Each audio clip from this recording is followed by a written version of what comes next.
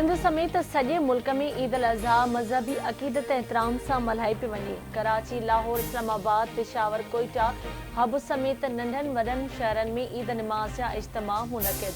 सदर आसिफ अली ज़रदारी, नवाब शाह, सिंध जे वॾे वज़ीर सैयद मुराद अली शाह, क़ौमी असम्बली जे डिप्टी स्पीकर ग़ुलाम मुस्तफ़ा शाह, सूबाई वज़ीर ज़ियाउल हसन लंजार, अली हसन ज़रदारी बि नवाब शाह में सदर सां गॾु ईद निमाज़ अदा कई।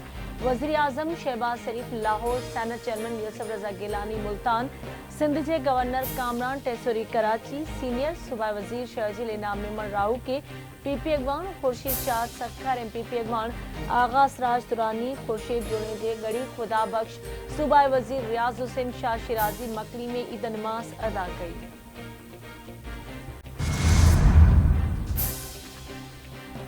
सिंध के नंढनि वॾनि शहरनि में भी ईद उल अज़हा मज़हबी अक़ीदत एहतराम सां मल्हाई पई वञे। कराची, हैदराबाद, मीरपुर ख़ास, शहीद बेनज़ीराबाद, सखर ऐं लाड़काने जे नंढनि वॾनि शहरनि ऐं ॻोठनि में ईद निमाज़ जा इज्तिमा मुनक़िद कया विया। ईद निमाज़ जी अदायगी खां पोइ इस्लाम जी सरबुलंदी, मुल्की तरक्की, ख़ुशहाली, तोड़े फ़लस्तीन ऐं कश्मीरी मुसलमाननि लाइ बि दुआऊं घुरियूं वयूं। ईद निमाज़ खां पोइ सुन्नत इब्राहिमी तहत क़ुर्बानी जो सिलसिलो जारी।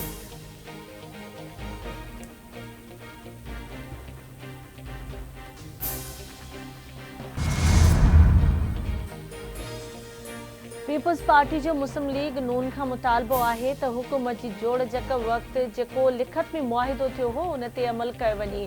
सेनेट चेयरमैन यूसुफ रज़ा गिलानी जो मुल्तान में ईद निमाज़ की अदायगी खां पोइ मीडिया सां ॻाल्हियूं। संदसि चवणु आहे त मौलाना फज़ल रहमान खे असां पंहिंजो मुल्तान जो सम्झंदा आहियूं ऐं हू असांजो दोस्त आहे। हुन महांगाई जी ॻाल्हि मजमूई तौर ते कई आहे त असांजी कोशिश आहे बजट में उन्हनि तबक़नि खे रिलीफ ॾिनो वञे जिन जी वधीक ज़रूरत आहे।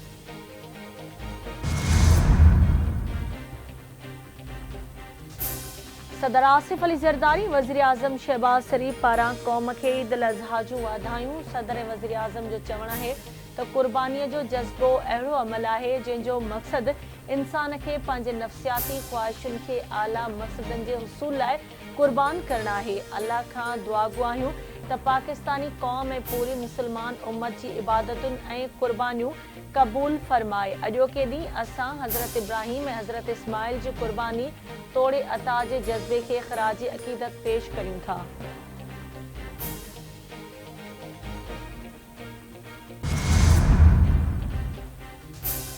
हथियारबंद फ़ौज chairman joint chiefs of staff committee ऐं सर्विसेज चीफ्स तरफ़ां पाकिस्तानी क़ौम खे ईद उल अज़हा जूं वाधायूं। ISPR मूजिब फ़ौजी सरबराहनि जो चवणु आहे त ही मुक़दस ॾींहुं नेकीअ लाइ क़ुर्बानी जो जज़्बो पैदा करे थो। हिन भलारे ॾिहाड़े ते असां वतन जी आज़ादी अमन लाइ शहीदनि ऐं ग़ाज़ियुनि जा मक़रूज़ आहियूं।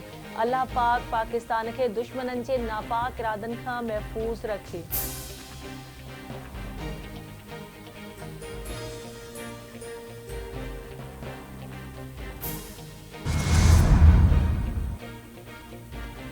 ईद उल अज़हा क़ुर्बानी ईसार जे गहरे क़दरनि जी अलामत आहे। ईद उल अज़हा इतिहाद जे मज़बूत जज़्बे ऐं भाईचारे जे ॿंधण जो त्योहार आहे जेको असां सभिनी खे पाण में ॻंढे थो। PP चेयरमैन बिलावल भुट्टो ज़रदारी जो ईद उल अज़हा ते पैगाम। संदसि चवणु आहे त ईद उल अज़हा असांखे इख़्तिलाफ़नि खां मथां थी करे यकजहती जे जज़्बे सां मुतहद रहण जी तरग़ीब ॾिए थो। आज मैं कोई नेगेटिव बात कोशिश करूंगा कि ना करूं, बट ये बात है कि हम सबको मिलकर पाकिस्तान की कामयाबी के लिए, हमारे मुल्क की बेहतरी के लिए हम सबको आगे चलना होगा। पॉलिटिकल पार्टीज़ सबको साथ लेना चाहिए, चलना चाहिए, लेकिन कुछ चीज़ों का की लाइन भी ड्रॉ होनी चाहिए। शुरू में ही हमारे चेयरमैन बिलावल भुट्टो साहब ने कहा था कि पहले उनको उनके अपने गुनाहों पर माफ़ी मांगनी चाहिए, जिसकी आपने बात की PTI की, जो उन्होंने इस मुल्क के साथ किया है, पहले उसकी माफ़ी मांगे और फिर जो है डेफिनेटली आगे। और मैं समझता हूँ माफ़ी मांगने में भी कोई हर्ज नहीं है, अपनी गलती मानने में भी कोई हर्ज नहीं है, अपने गुनाह मानने में भी कोई हर्ज नहीं है। एक तो सदर पाकिस्तान मोहतरम आसिफ अली ज़रदारी साहब जब सदर बनने के बाद पहली लॉ एंड ऑर्डर की मीटिंग उन्होंने कराची वज़ीर आला हाउस में की।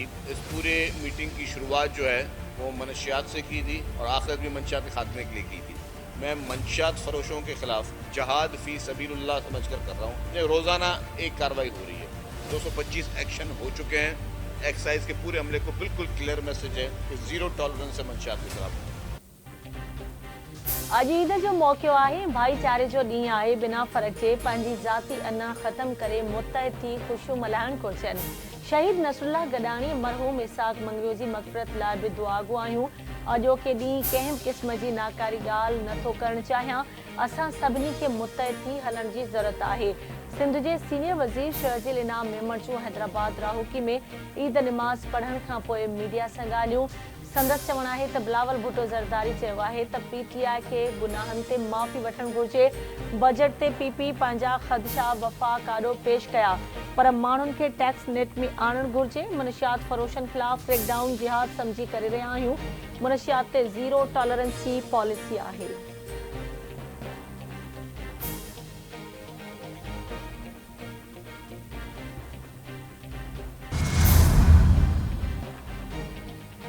सिंध जे गवर्नर कामरान टेसूरी परॾेही कारोबारी शख़्सियतुनि ऐं सीड़पकारनि खे SIFC मां फ़ाइदो हासिल करणु ऐं पाकिस्तान में सीड़पकारी जी दावत ॾींदे चयो आहे त असांखे सियासत खां वधीक पंहिंजी मईशत खे ॾिसणो आहे।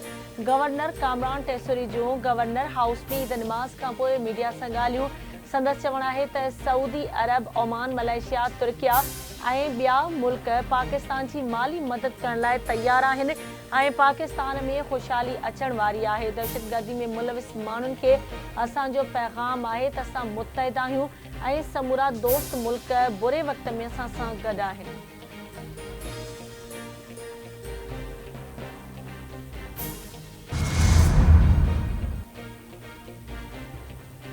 कोट लालू में हथियारबंदनि जी मोटरसाइकिल सवारनि ते फायरिंग में ज़ख़्मी थियल नींगर बि दम ॾेई छॾियो। मार्ची वालनि जो अंग बथी वियो। 5 वरियनि जो नींगर सदोरो राजपर ज़ख़्मनि जा सूर नसंदे फौत थी वियो। गोलियूं लॻण सबबि ॻोठ जाड़ो ख़ान राजपर वासी आशिक़ राजपर मारिजी वियो हो। हिकु ज़ख़्मी इलाही बख़्श राजपर जो इस्पताल में इलाज हलंदड़।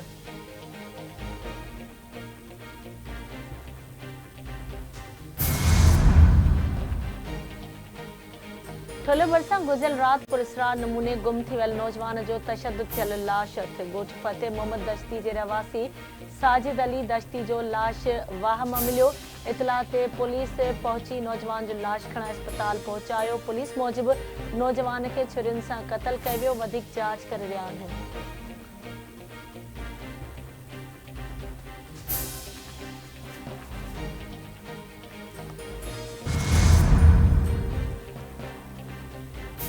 लखी गुलाम शाह भरिसां बचल भयो थाणे जी हद में महर जतोई तकरार तां हिकु ॼणो क़तल। ॿिन्ही धुरियुनि जे हथियारबंदनि जे हिक ॿिए मथां जदीद हथियारनि सां फायरिंग। गोलियूं लॻण सबबि कुर्सी जतोई जो नौजवान शाह मोहम्मद मारिजी वियो। 2 ॼणा ज़ख़्मी थी पिया। छिक ताण तेज़ फायरिंग जो सिलसिलो जारी। पुलिस वाक़े वारे हंधि न पहुती। वाक़े जो केस बि दाख़िल न थी सघियो।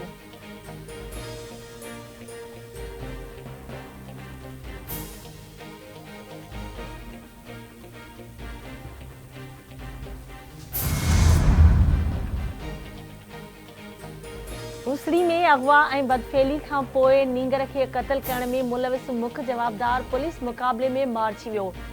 ॻोठ फुलण खान बालादी टंडो फज़ल रोड ते पुलिस जो मुबैना मुक़ाबलो। पुलिस मौजिब मुक़ाबले में मुख्य जवाबदार ग़ुलाम शबीर उर्फ़ कारो कुंभार मारिजी वियो। 2 ॾींहं अॻु हुसड़ी में जवाबदारनि नींगर सुफ़ियान शाह खे अगवा ऐं बदफेली जो निशानो बणाइण बादि क़तल करे छॾियो हो।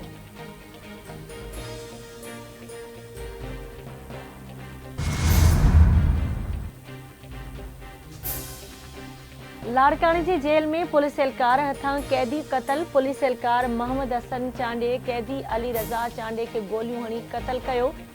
पुलिस एहलकार खे गिरफ़्तार करे वरितो।